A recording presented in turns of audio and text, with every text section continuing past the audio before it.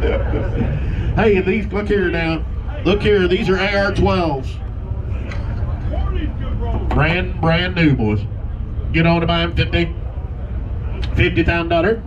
$50,000, $5,000, $10, $15,000, now 20, now 5, $25,000, $25, I get $25, 26, 27, $7, $27,000, back at the $7, $20,000, paid, I get hand to your size now, $20,000, now 9, $30, $30,000, 30, he not 30. I get 29 bidder down 30. He not tells you're out. 29 down 30. He not I'll take 9.5 if you want her.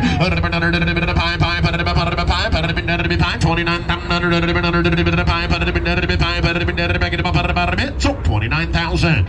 39.90. Just takes one. Takes the first one. Your guy want one tells her. 25, 26,000 another. 25, 26. He done it under 7.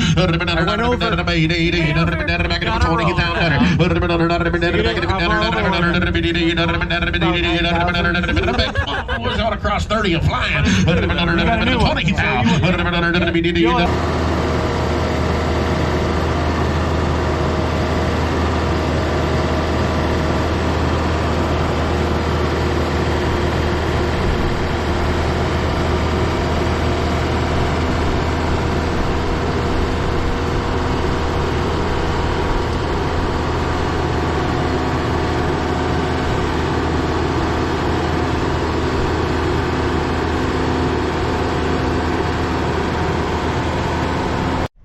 Alright, so here is, you will not find this online, so figure I will give a in-depth review of this. So this is a Bobcat, which is a Doosan company. They just produced it, and I believe this was made in the Czech Republic, but the only thing I can find is that they're all over Europe, so clearly this came from somewhere else, from Europe somewhere, I don't know exactly, but made it to the auction. They had 3 of this size and 3 of the bigger size. And I wanted the bigger size, but actually I think this one would be better. This weighs about 4,000, like 4,200 pounds empty with, and then we add water to it. So I think that is a perfect size. It's got a nice lifting point, which you saw. You can lift this. I mean, I could put this in the back of the 450 and just bring it somewhere. You don't even need a trailer because it's not very big. Like I said, it's 4,200 pounds. Plus it's got the vibratory drum. So it's a 21 or 22 horsepower Bobcat, a Kubota engine. You can do both drum drive or single wheel drive. Let's open the hood, show you the engine.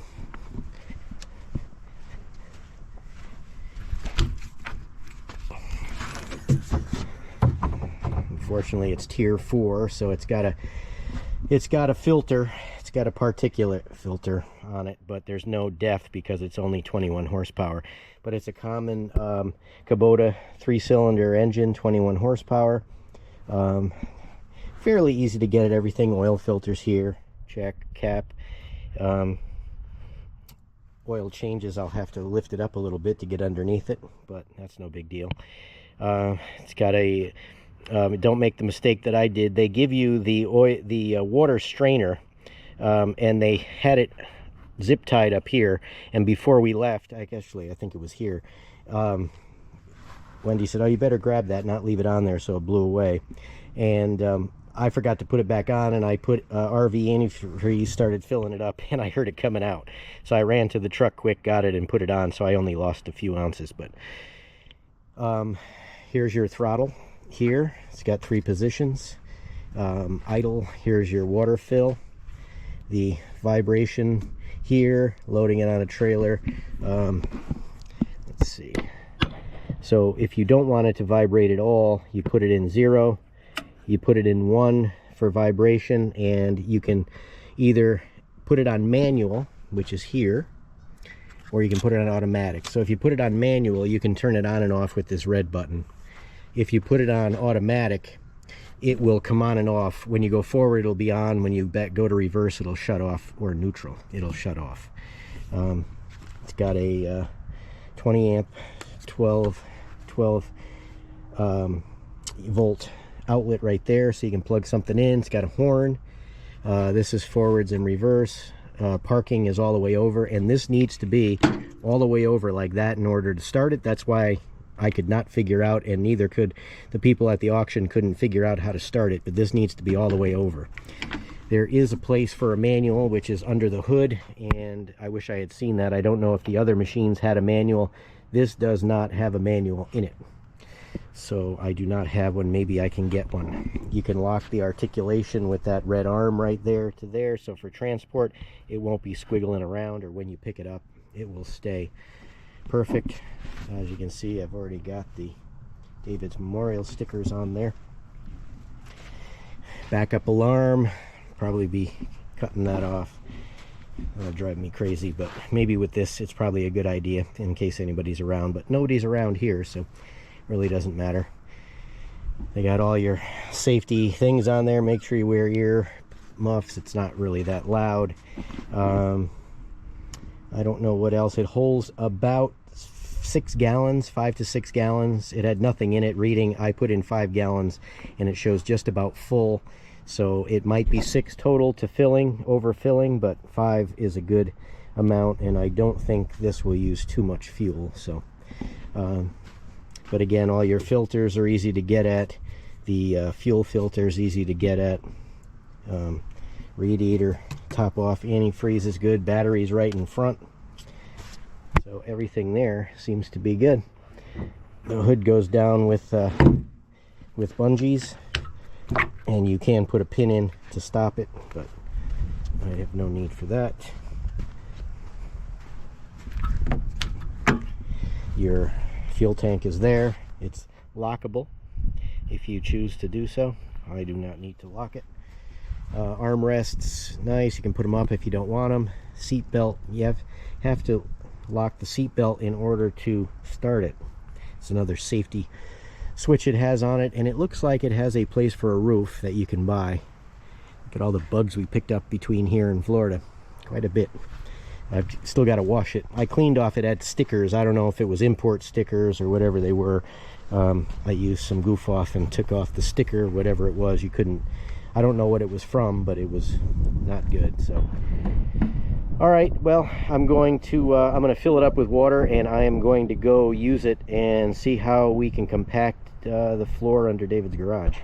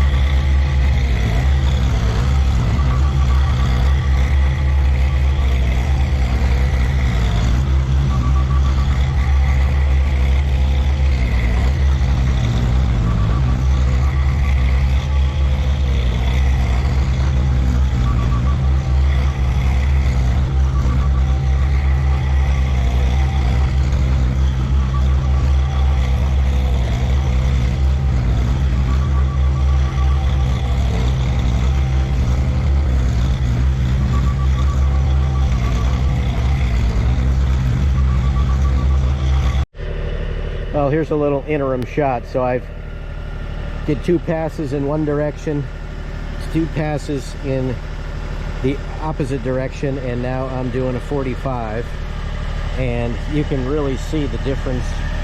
This is hard.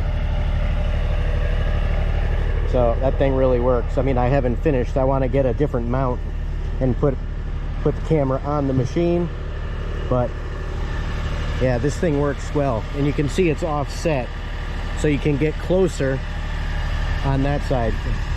As you can see, I got a little too close before over here, and I had to abort so I didn't hit. But you see, everything is twisted over that way, so you don't run into the post like I almost did, because I didn't realize that. And the drum sticks out as well, so I like it. I think it's a nice looking machine too. I've never been a Bobcat fan. Used to rent them a long time ago, but might change my mind on this one.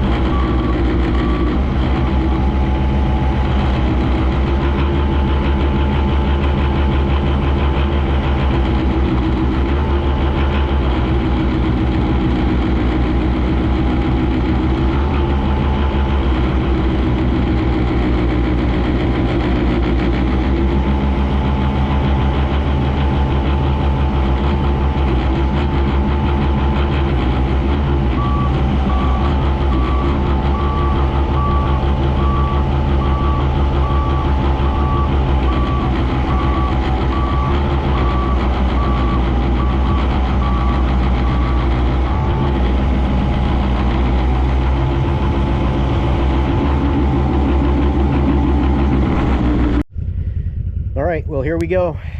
That compactor works fabulously. I do like it. You just got to get used to it. It steers a little different when it's in its vibratory mode, but once you figure that out, which it doesn't take very long, it works great. And then I did 2 passes afterwards without vibration, just to smooth it out, because pretty much if you keep it on the vibratory mode, it'll just keep on making tracks.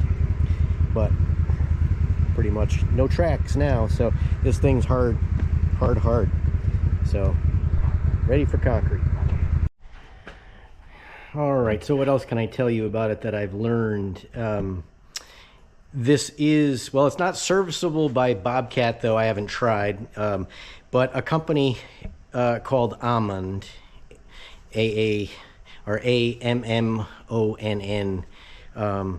is the company who actually built it, and I showed that sticker on the side, their label. But I went on and looked, and they're actually going to the Con Expo in Las Vegas in March. So they do have dealers here. There's a couple of them within 2 hours all around here. So I think that's a good thing, because it's basically the same thing, and I'll put some pictures up of showing it. And it holds 6.1 gallons of fuel. What else? It supposedly can even run on used cooking oil too, which I am not going to try that out. And what else could I tell you about it? Well, like with any roller, I suppose, you only want to put the vibration mode when you're moving forward. Actually, if you go backwards, it actually tends to break it up a little bit, because you're pushing it forward as you're going backwards. So at least when you're moving forward, you're vibrating it and flattening it. And then when you roll over it, going backwards by shutting it off, then you can go faster and it's still compressing it. So that would be another tip I would tell you to do. Go half and half. So when you make one pass, cut it down the middle so you're splitting it in half, because that gives you a little ridge and it'll actually compact that a little bit better. So that works very well. I don't know what other than that I don't know. Those are the only few things that I think I might have forgot to talk about earlier. All right, everything's all compacted, so I'm going to put that last post in, and we're going to do the slab next week. So I want to get this set, and we got rain coming later this afternoon. So I just wanted to give a quick of how to do this easier little tip. I had a board, rather than cut a brand new full length 12-footer, I added a block to there because I had a piece left over from the doorways that I can cut down, so I don't have to waste another one. So put that on, measured it, that's where it goes. I will get the line paint, and obviously that is needs to be half on that line, but I marked the side to side with that. And I don't feel like getting the post hole digger, so I'm just going to do a quick little dig with the 18-inch bucket, which will be fine, and get this set. And good news, Lewis, my mechanic and friend, is coming to look at the dozer, so he should be here shortly. All right, so the other thing that I did is I compacted all this that I put down. Oh, when did I put this down? I think I put it down with the Manitou, actually, so that would have been back in like June or July. But these millings I'm not happy with. The ones they try to talk you into, because the proper coquina that we have, it's kind of like a shell-based product. Compacts very nicely. Like over there, concrete, this millings, I'm not really crazy about it. And it's more money, that's why they do it. So I did a few passes over this as well. I'm gonna put some good stuff over it when I get around to it, but just wanted to show it. She's all clean, and it was made in Czechoslovakia.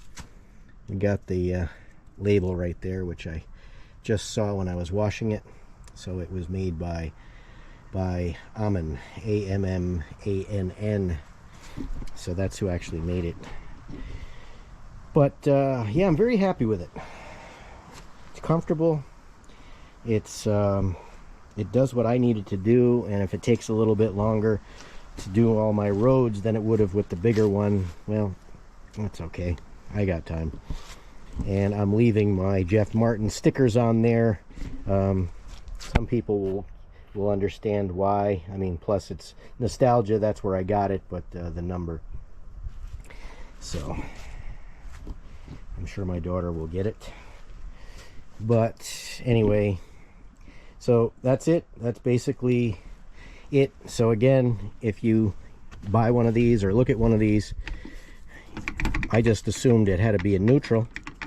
So that's what we are all doing. Even the guy who was going to load it at the auction, he just assumed that neutral was where it needed to go, but it needs to go all the way over to there, and that will put the parking light on the dash, and that will allow it to start, because if it's not there, it will not start.